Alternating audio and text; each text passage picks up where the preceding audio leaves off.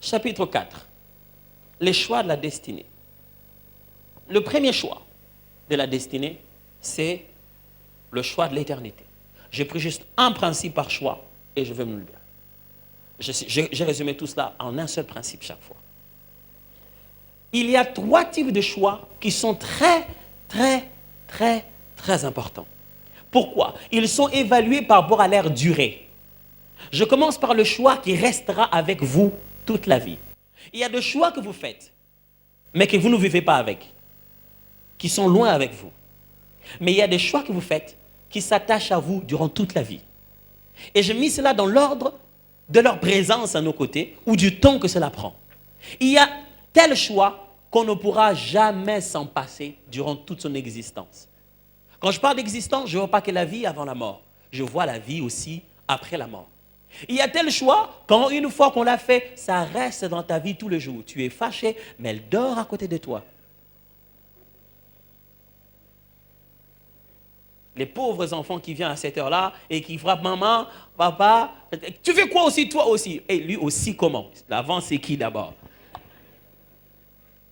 Et puis, il y a le choix de la position sociale. Aujourd'hui, frères et sœurs, qu'on le veuille ou non, même si on va blâmer nos parents, même si on va blâmer qui on veut, c'est que tu es là où tu es aujourd'hui, là où tu te tiens aujourd'hui, ce que tu es en train de faire dans la vie. Tu as choisi. Biochimie, littéraire. Chaque fois qu'on sort un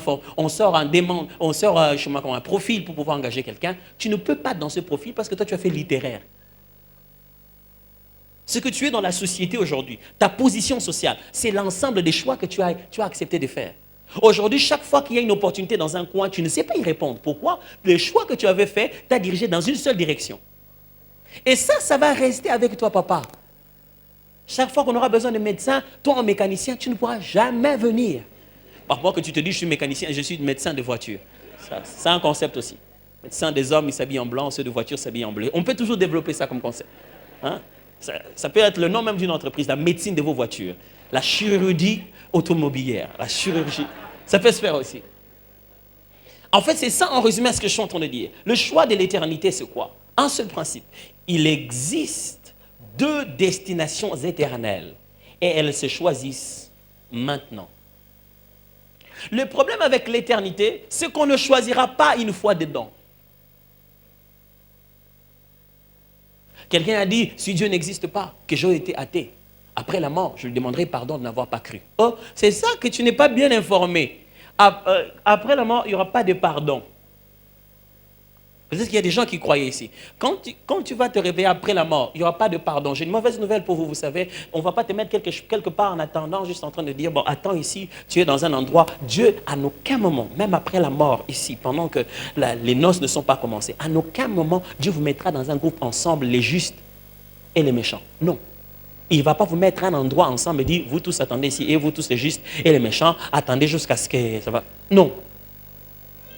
La différence commence déjà. Regardez comment l'un meurt et l'autre.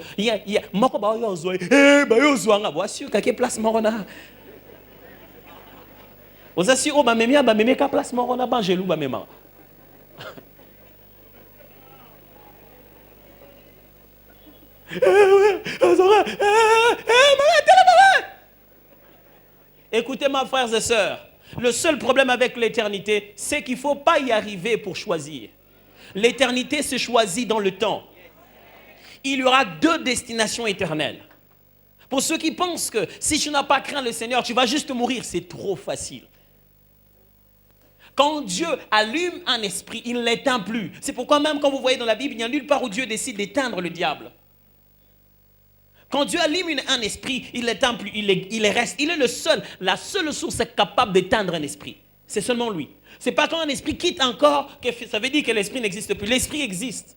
Et voilà ce qu'est l'évangile. L'évangile dit, après toute cette vie, il y a une autre vie après ça, où nous allons vivre éternellement. Nous serons toujours là. Mais il y a 2 façons de vivre. Un esprit, même quand il est immatériel, il peut être tourmenté. Vaut mieux encore être tourmenté dans son corps que d'être tourmenté dans son esprit. Et la Bible dit qu'après cela, selon les choix qu'on aura fait ici aujourd'hui, dans nos vies de tous les jours, il y aura une place réservée sur ces choix. Si vous ne connaissez pas les conséquences des choix, il y en a au moins un ici qui est clair.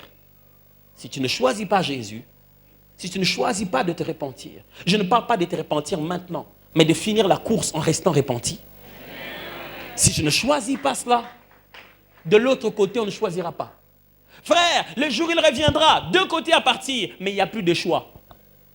Tu viens comme ça, dis, oh, bon, moi je pars là-bas. Je dis, vas-y. Je regarde, oh, mais comment moi ça n'entre pas? Pourquoi moi je n'arrive pas à entrer? Pourquoi je n'arrive pas à entrer? On dit, bon, ok, je vais te montrer ta vie. Je te montre la vie. Tu vois, c'est moi à l'église, à Philadelphie, chez le pasteur Roland. J'étais là. On te montre ton cœur. Pendant que moi je parle de l'évangile, avant de venir ici, tu as falsifié un document. Et après, tu nous diras que Dieu t'a béni. Tu venais à l'église, tu vivais tout bonnement. Écoutez-moi, ce n'est pas l'inscription, ce n'est pas la carte de membre qu'on montrera aux anges le jour de l'éternité. Sécurisez votre éternité maintenant, mes frères. Deuxième point.